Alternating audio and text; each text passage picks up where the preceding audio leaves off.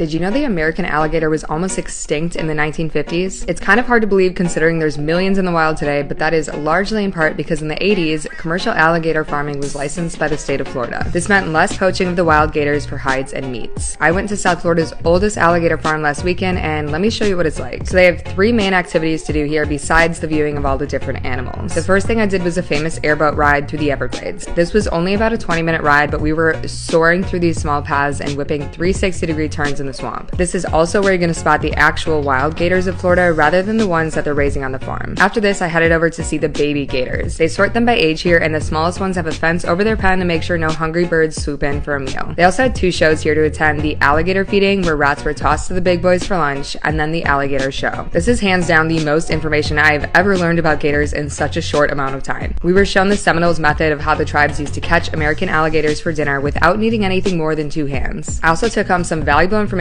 like the debunking of the myth, run in zigzags if an alligator is chasing you. Apparently the only thing that's going to do is slow you down. Just run as fast as you can, no zigzags needed. This advice came directly from a guy who's hung out with gators his whole life in a place that's rehomed over 75 nuisance gators since 2017, which, without doing so, would have led to them being euthanized by the government instead. With all these fun facts aside, the Everglades Alligator Farm really was a unique place to visit for the young and the old. For $36, you get access to all the things I mentioned above, as well as a short nature hike, and you can say hello to the other animals there like fox, snakes, and emus. I have a ton more unique things to do around South Florida coming your way, so don't forget to follow along for more.